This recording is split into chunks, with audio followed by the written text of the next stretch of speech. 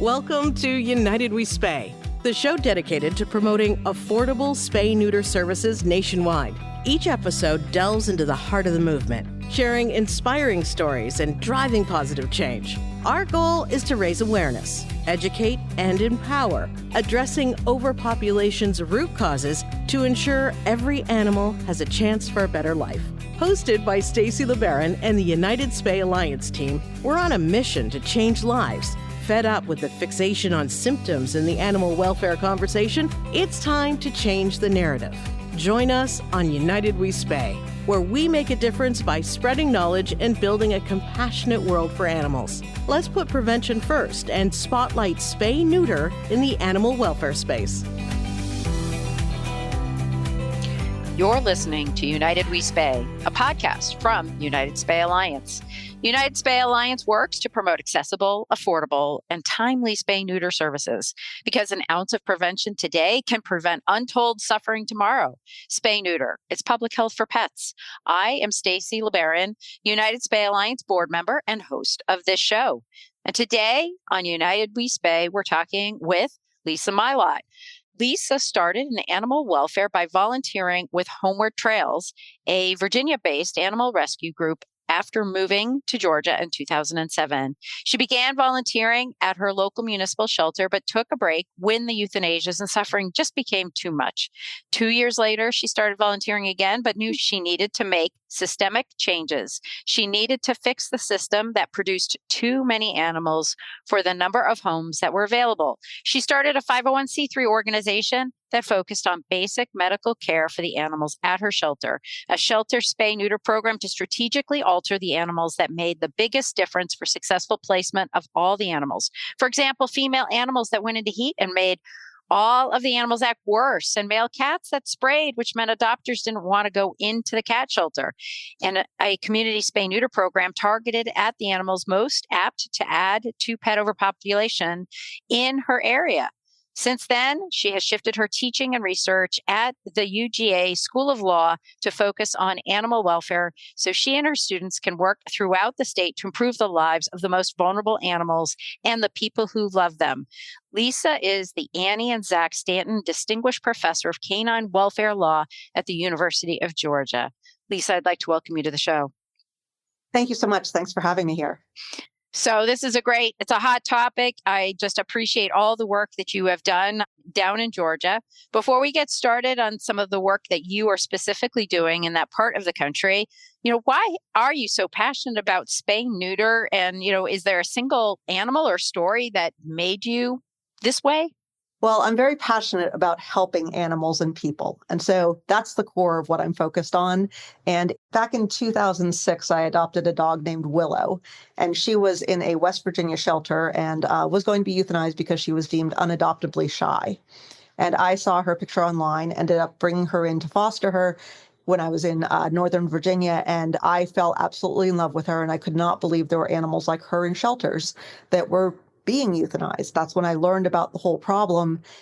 And initially I was involved on the rescue side of things. And when you're down in the trenches doing a dog by dog approach to all of this, it's really hard to figure out how to change anything. And when I did take a break, as you mentioned, spay-neuter just became the very obvious solution to the problem.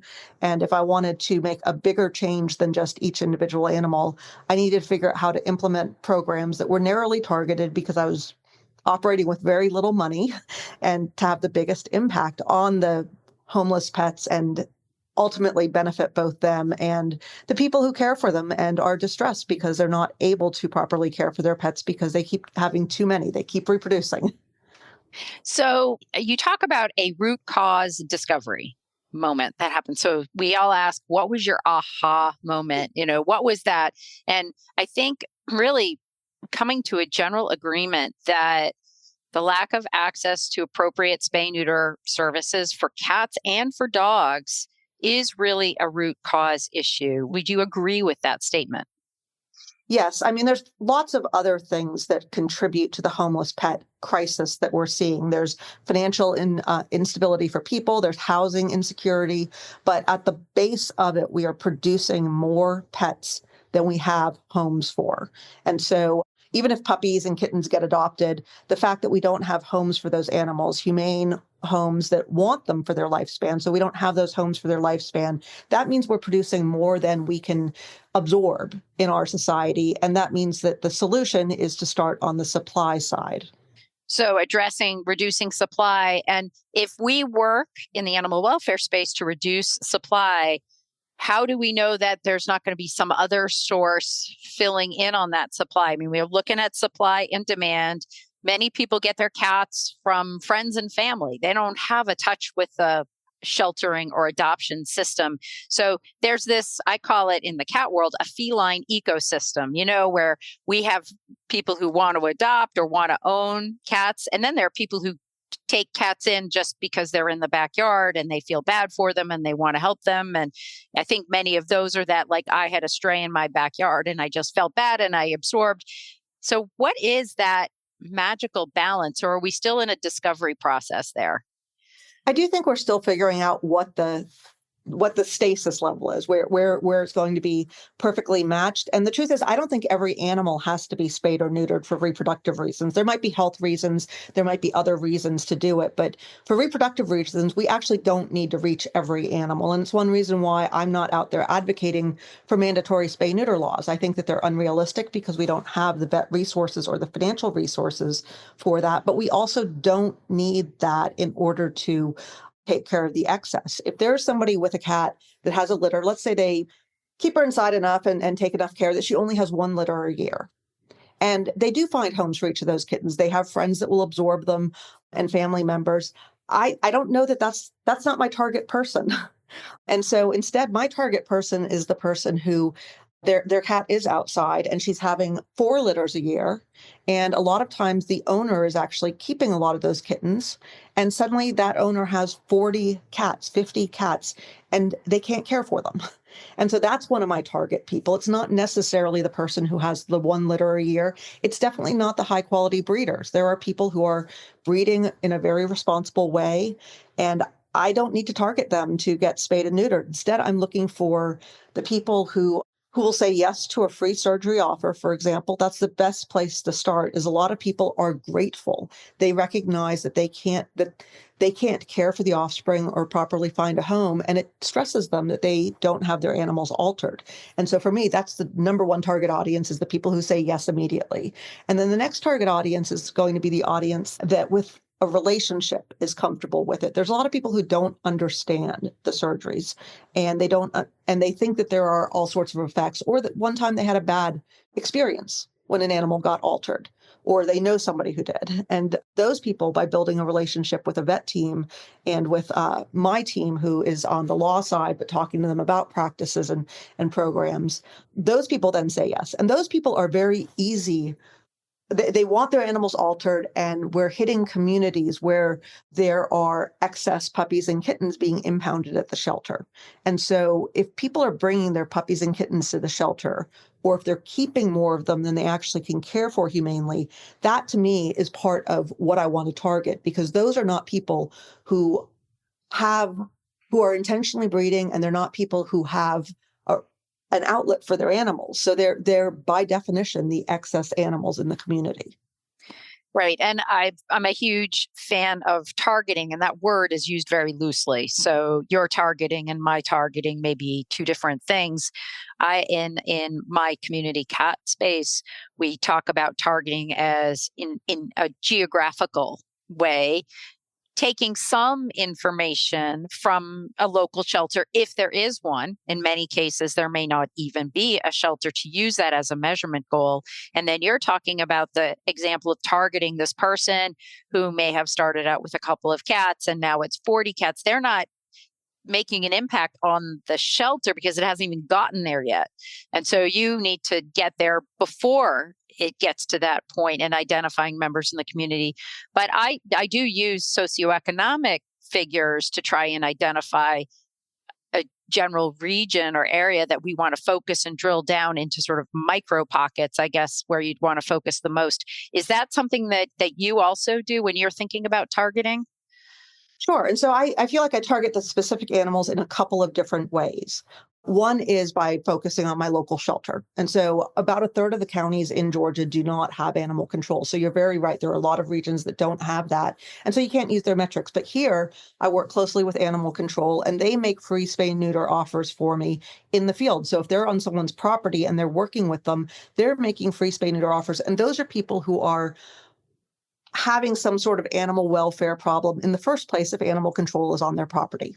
And so we also make offers in court as part of our negotiations for plea agreements. And so if somebody would otherwise have a $400 fine, let's say, because their animal was running at large and wasn't rabies vaccinated and whatever the circumstance is, they could just pay that $400 fine. Or my group will pay to have their animals spayed and neutered, and they'll get $100 off that fine for each animal they say yes about. And so once again, that's somebody who is already having some animal welfare issues. And so that's one way we target it. Another is that we run studies of where we're getting disproportionate impounds at the shelter of various types of animals. And we overlay that on a census tract showing the social vulnerability, which includes the socioeconomic factors. And then we go into neighborhoods and we do pop-up vet care clinics. The first round of the pop-up vet care clinics, we expect the people to be coming back 4 or 5 times to get all of the available vetting. So the first time they might get an exam and a rabies vaccination. The second time they're going to get an FVRCP or a DAPP vaccination. And so it's progressive vetting, but my students talk with the owners about animal care and the laws for properly taking care of animals. We have vet students working under a vet team on the exams, and we talk to them every single time about spay neuter. And so we do find that with that sort of targeting of the socioeconomic / impound factors, that while about 25% of the animals are altered on day one when they come to us, by the end of the program, 75% are altered. And so this is a group that we know was producing animals that come into the shelter, and we can target where the juveniles are coming from, for example. Then we also cover spays and neuter for members of the public who approach us and need help. And so for out-of-county folks at this point, what we target is the younger female animals. So if it's somebody who is out of county, we'll pay for the spay. If it is a 2-year or under female cat or dog. And we do that because, first of all, females are what really matter for reproduction. I know some groups that will focus on neuters because they're cheaper, faster, quicker. But unless you're going to get all the boys in the breeding group, it's not that big of a help. So we focus on the females and we focus on the younger ones because they have larger and healthier litters and they have a longer reproductive lifespan. And so by focusing on that, we're doing the best we can to reduce that overproduction without spending more money than we have. Yeah.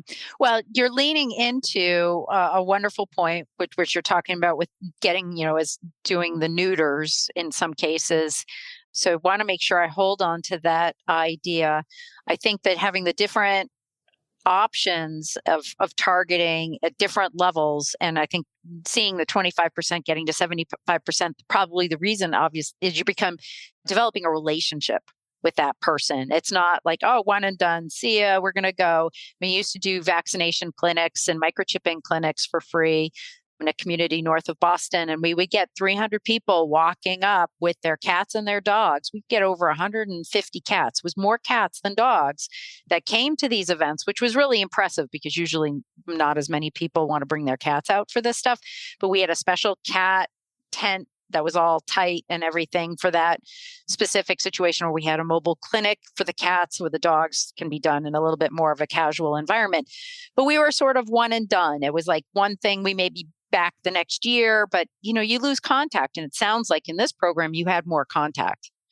We do. We're targeting smaller areas. So, for example, we're pinpointing it down to about a 300 house area that we are looking at for each of the neighborhoods we do our pop-up vet care clinics in. We go door to door to advertise, so we're not putting it online. We do tell them to invite their friends and family. But in total, we've been in 2 neighborhoods, and we're going back a year later so that we're doing follow-up. We're still seeing people. We see their new animals. But we've seen I believe it is about 250 animals so far, and it's spread over 150 owners. And so we really are building that relationship. And with 25% coming in already altered, we find that another quarter say yes immediately when we offer. So we get up to 50% almost immediately. But you're exactly right. That extra 25% to get us to the 75% point is very much based on the relationship. And the vet that oversees the students at our clinics is the same one that does the spay-neuter surgery. She is a high quality, high volume spay-neuter veterinarian. And so it really helps, I think, that the folks who are wary of these surgeries meet her, see her a number of times, talk to her, and then she's the one actually doing the surgeries on the animals. So the neutering conversation, let's lean into private practice veterinarians and trying to get them involved and engaged in this process of being able to serve more cats and dogs, ideally offering more spay-neuter services. And I think that leaning into the neutering is, if you can get a private practice veterinarian on board, even if it is just for a neutering program, something is better than nothing in the community. So I agree with you. If you can do spays and neuters, but if I had a veterinarian say, I'll do 10 neuters or I'll do 2 spays, that's a hard balancing act for me to really capture. I would then work hard to get the spays someplace else. I would take those 10 neuters probably in a heartbeat, because I also think it's important for our private practice veterinarians to feel like they can be successful quickly and to feel like they're getting some numbers under the proverbial belt, so to speak. But let's talk about these high quality, high volume spay neuter techniques. How important are they to the veterinary community as a whole, in your opinion? I think that they're integral. My understanding, and I'm not a vet, and so I'm a lawyer, I'm a law professor. My understanding is that a lot of private practice vets learn the techniques for spay neuter when they're in vet school, and they might only do 1 or 2 surgeries. And then they go out in private practice and they're doing them there and they have oversight from whatever vets they're working with. But their technique doesn't really develop that much. They get much better at the basic technique, but they don't learn more advanced techniques that might allow them to do high quality, more efficient surgeries with smaller incisions, with incisions in slightly different places, different sorts of stitches and knots. And all of these things mean that the surgeries, once they're a very proficient surgeon, are still slower and more cumbersome in some ways and more apt to have complications afterwards than what the high quality, high volume spay neuter vets are doing. And once again, this is my understanding. And so to me, it is really important to go to those vets who are doing their best. They're legitimately trying to help the community, help provide the continuing education they need, the advanced techniques so that they can learn how to do the more efficient and higher quality surgeries. That means even if they're just getting 1 or 2 more surgeries in on their surgery days, that adds up over time. And it also means when they are training the next generation of surgeons, they're going to be training them in these advanced techniques. And so it really has this waterfall effect, I feel like, that helps tremendously. So that's one of the things that I'm helping collaborate on now, is setting up these sorts of one-day wet labs in conjunction with United Spay Alliance to train existing vets in these surgeries. And in fact, we've talked about doing United Spay Alliance's first dog one-day wet lab. So I'm very excited about that. Yeah, and that's fantastic. And the other component is, it's not just the veterinarians. We've got the technician team, the support staff, understanding what I call the show flow of the day and understanding how that flow might be a little bit different than your typical veterinary day. So some practices might want to start almost with an in-clinic type mode where they designate, I think we were just talking about this before we hit the record button, which was designating 1 day a week for spay neuter for the community. And you can do it in a way where the finances work. You're not going to lose your shirt offering spay neuter the community. You can offer affordable. It doesn't have to be always free or $25. That's great. But there are people across the state that can afford, half price, a third of what the standard retail is, and they're not going to suffer. They're not going to have to do a credit option or put a ton of money on their credit card.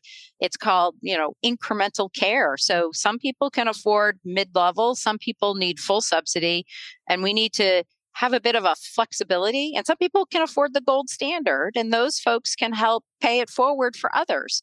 And so I think we need to work together to increase the volume and understanding we have certain volume levels that we need to do in order to keep our community healthy for pets.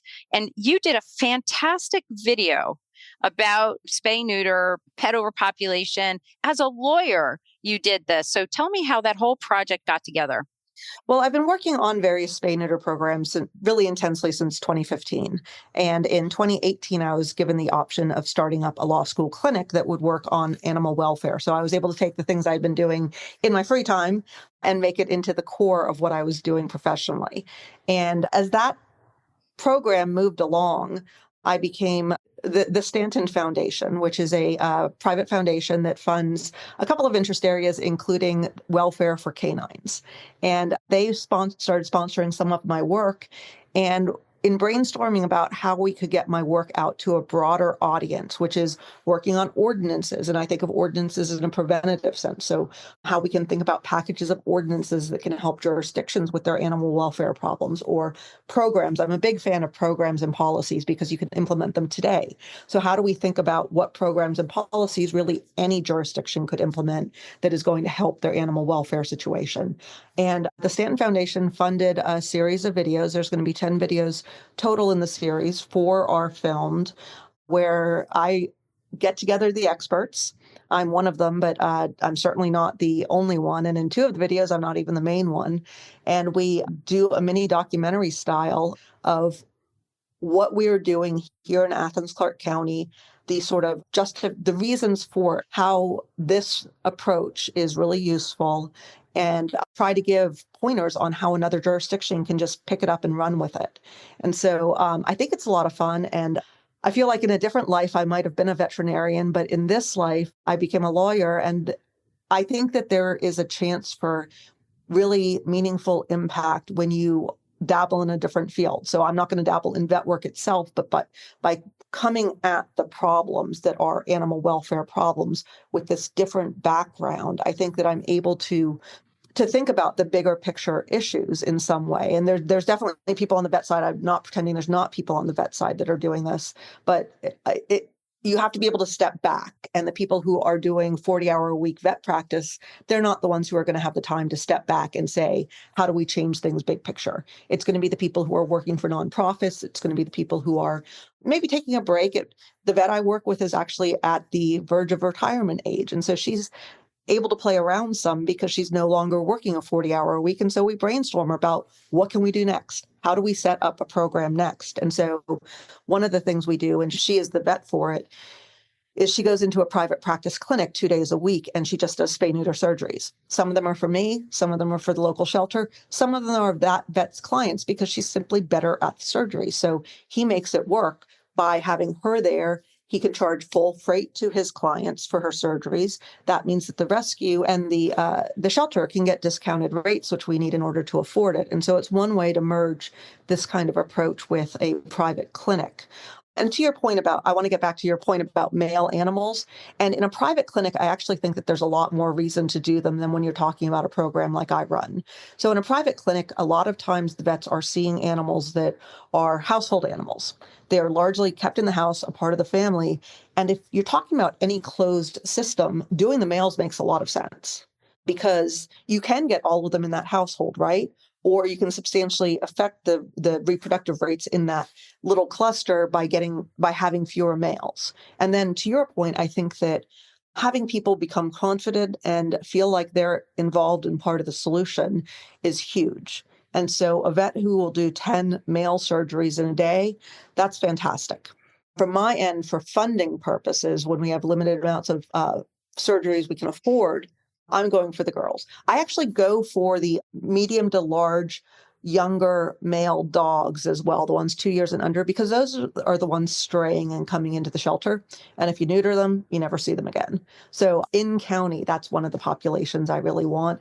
And similarly, outside male cats, they spray, they really annoy neighbors. And so that's another population that's worth doing. But once again, that's going to be in county, and it's not focused on reproduction. It's focused on the other issues that lead to animal welfare issues.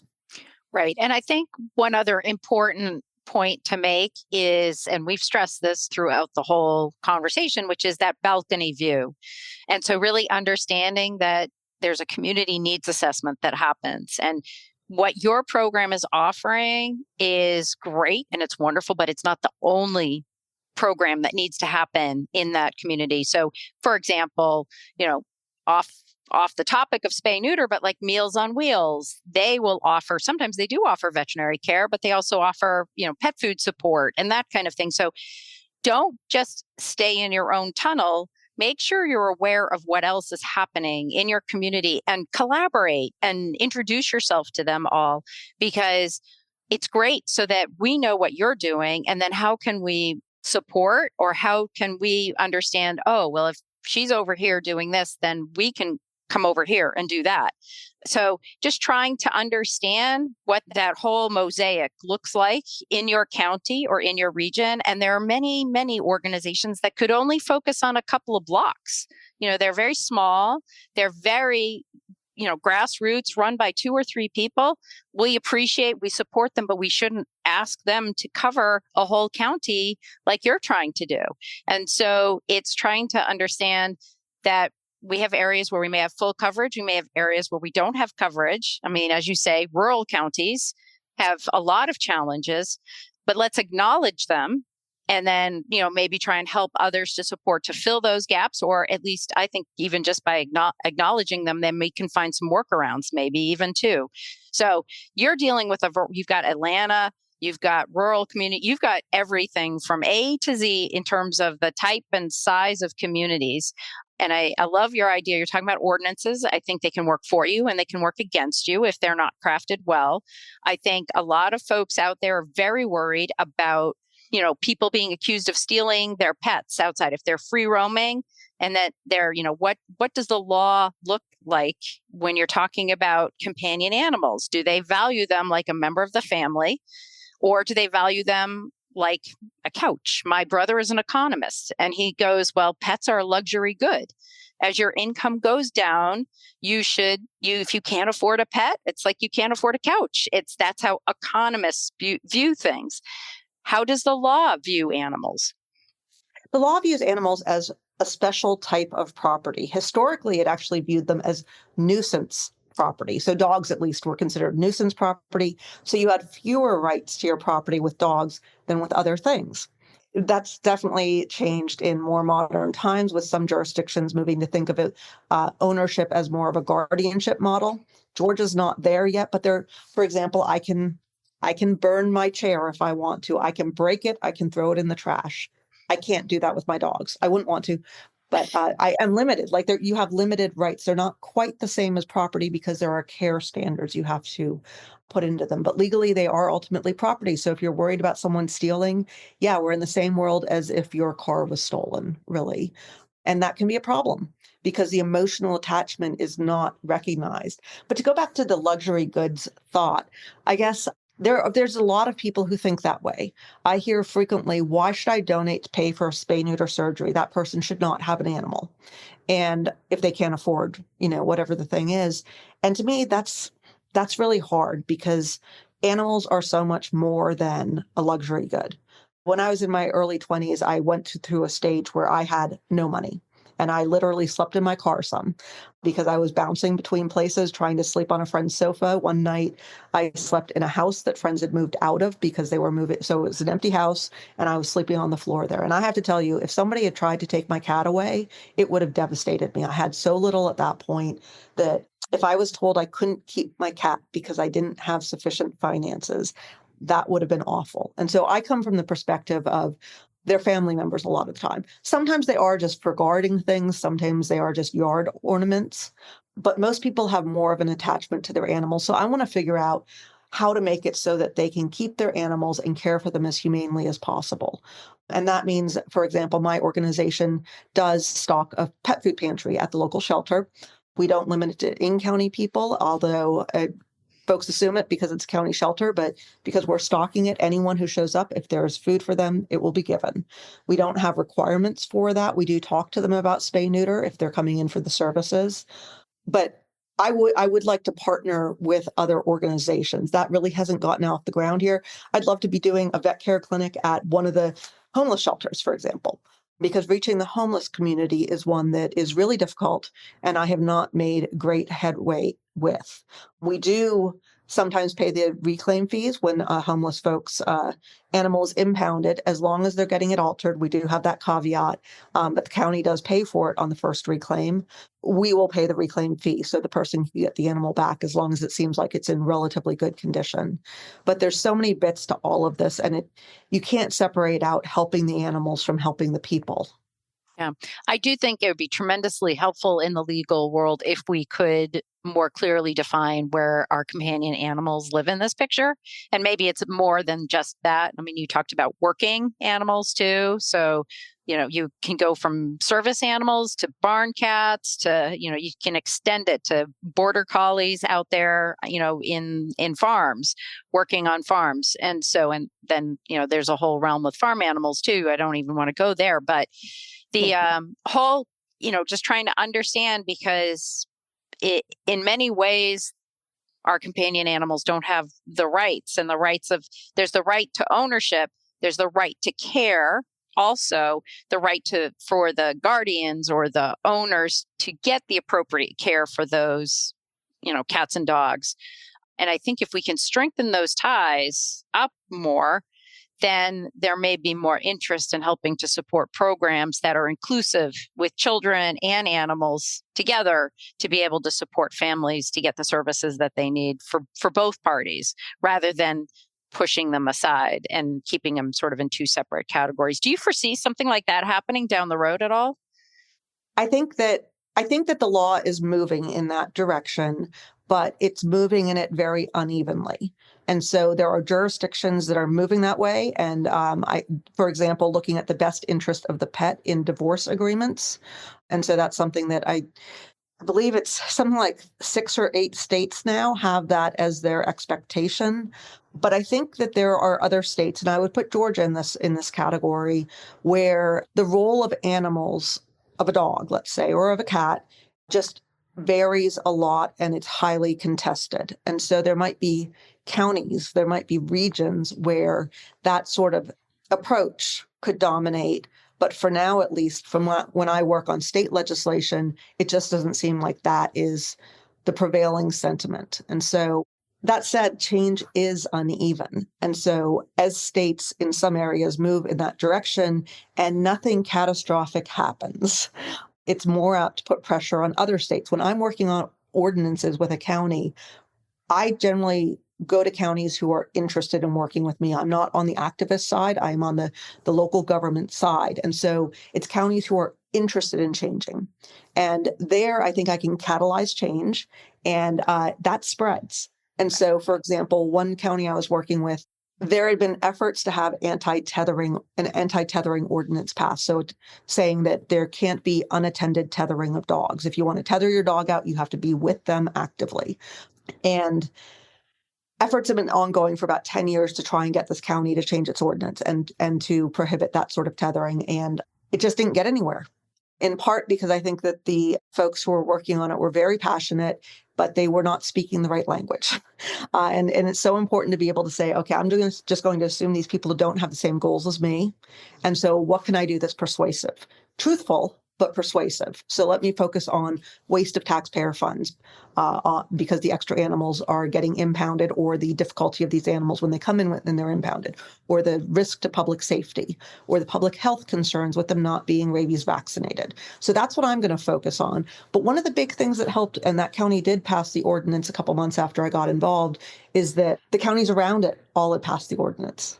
And there's that pressure, there's that changing of norms, and then suddenly something that was not possible is possible. And so back to your point about the changing perspective and being able to think about these animals in terms of maybe extended family members or something like that, I think that's much more apt to happen. Once it starts happening, it's going to have more of a domino effect.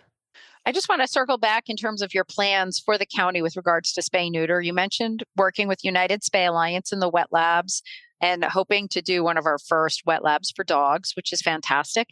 I believe somewhere I had heard also the hope of doing a large spay-a-thon type event. Is that also in the plans? It's in the hopeful plans stage. So what a couple of us are talking to right now, we're looking at different regions, so cities and counties, and asking them to pay for a package of a one-day wet lab for cats, a one-day wet lab for dogs, and then a spay-a-thon. And we've priced that with assuming 300 female surgeries. And we would do the work to target where are you getting your excess animals from, or where are there veterinary deserts in your jurisdiction where this would disproportionately help. And so we are on the verge of getting the first jurisdiction to agree. And so hopefully we'll have good news relatively soon. But we are also trying then to move on to a state level one where we would have a month-long push. Georgia is in a crisis with pet overproduction. In 2023, 20,000 dogs were euthanized in our municipal shelters. I believe, I don't have the exact cat number, and the cat figures are always weird because there are some jurisdictions that do the stray-neuter return where they take even the friendly animals and they return them back outside. And I think that really messes up the data in terms of what's the need in your jurisdiction for cats. So the cat numbers are weird for me, and I don't focus on those as much. But on the dog side, we had 20,000 euthanized last year in shelters. The year before that, it was 15,000. The year before, 10,000. This is a growing problem. And this year, our numbers are already looking worse. We're going to be above 20,000 dogs euthanized in our shelters. And that's a tragedy. Many of them are very nice, adoptable animals, and there simply isn't space. And shelters have to choose between closing their doors because they're full, in which case this animal is on its own in the community to be hit by cars, to starve, to reproduce, or they are in the position of warehousing, of bringing animals in and having more animals than they can humanely care for, just in order to get them off the streets, but they don't have homes for them, so they just keep packing them in, or they euthanize for space.